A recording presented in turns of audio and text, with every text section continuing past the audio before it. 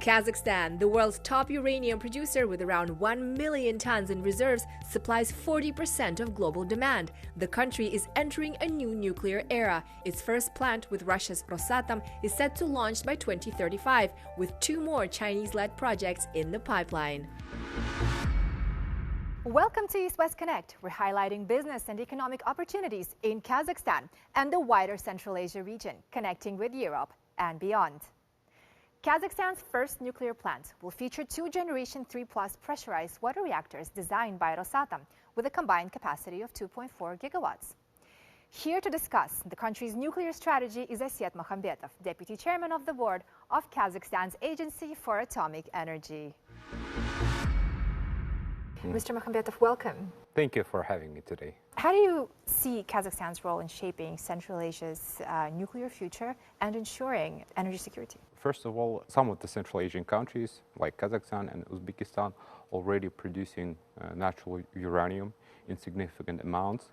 And second of all, few of the Central Asian countries are planning to build their first nuclear power plants. In this way, overall, all the Central Asian countries are moving towards the safe and reliable electricity provided by nuclear power plants, and Kazakhstan is no exception. Kazakhstan is building its first nuclear power plant near its most populous region.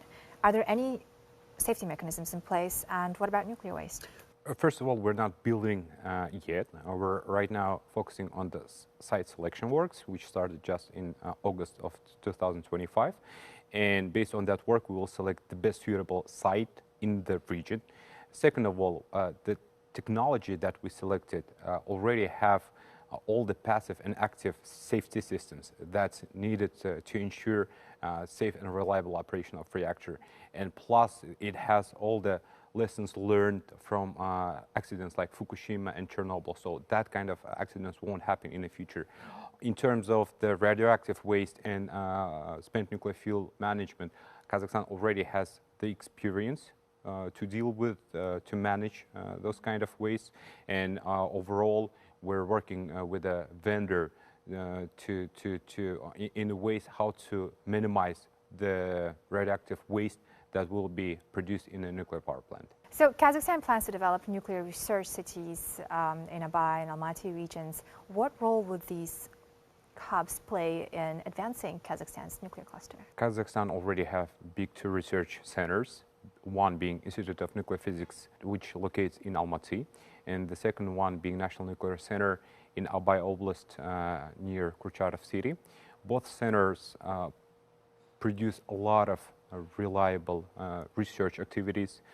Just for example, last year, Institute of Nuclear Physics started exporting radiopharmaceuticals, being radioisotopes of technetium-99 to Kyrgyz Republic. That was done with the help of International Atomic Energy Agency. Right now, we are developing the long-term strategy for nuclear industry development of Kazakhstan up to 2050, and there we are including the further development of those centers, and the main focus being the research in peaceful uses of nuclear energy. Mr. Mahambetov, thank you so much for being with us. Thank you. Kazakhstan is also home to the world's low-enriched uranium bank, a physical reserve supporting peaceful nuclear power programs. Euronews has the story. Located at Kazatomprom's Ulba metallurgical plant, the low-enriched uranium bank serves as a global safeguard, providing reactor-grade uranium in case of supply disruptions. Operational since 2019 and managed by the International Atomic Energy Agency, it stores 90 tons of uranium hexafluoride supplied by Kazakhstan and France, which remains untouched to date. Радиационный фон на территории склада находится в пределах допустимого. Безопасность процесса хранения низкообогащенного урана обеспечивается рядом организационных и технических мероприятий, исключающих какое-либо вредное воздействие на окружающую среду. With 6 decades of experience in civil nuclear fuel supply, Kazakhstan now exports low-enriched fuel assemblies produced at the Ulba metallurgical plant to nuclear power plants in China. Last year, Ulba reached its full annual production capacity of 200 tons. Исходным сырьем для именно регенерации энергии является обогащенный урановый продукт, низкообогащенный до 5%, который производится на Омузе. From uranium mining to fuel production, Kazakhstan is strengthening its position as a reliable global supplier and a key player in the peaceful use of nuclear energy. Kazakhstan's uranium production topped 60 million pounds last year. Producing roughly 1/5 of the world's uranium, Kazatomprom leads the sector. Mr. Yusupov, welcome. Thank you for having me today. How does Kazatomprom plan on strengthening its global position in the uranium industry amid rising competition and shifting geopolitics? Kazatomprom, as the largest uranium producer globally, we are playing an important role in global clean energy security. And we position ourselves as a reliable and predictable partner. Right now, we are focusing on geological exploration to enhance our resource base. But at the same time, we are looking into other opportunities in other stages of nuclear fuel cycle if we see economic viability in those projects. How do you view the uranium market outlook, given that your company plans to scale back on production by 10% next year?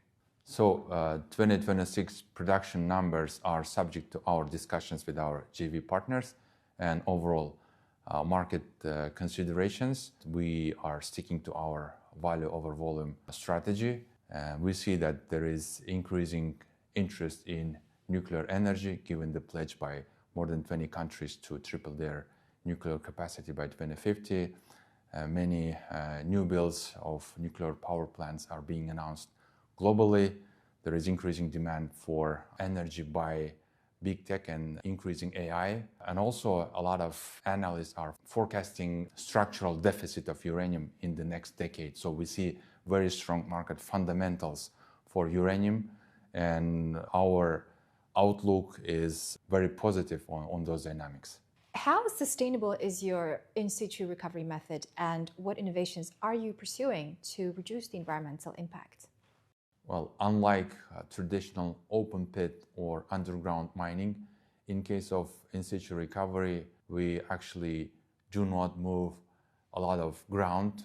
We are sending this solution into the subsoil and then pump it out, transfer to processing center, and all this circulates in a closed loop system. So there is very little environmental impact. Mr. Yusupov, thank you so much for your time today. Thank you for having me today. That's all for now. See you in the next episode of East West Connect.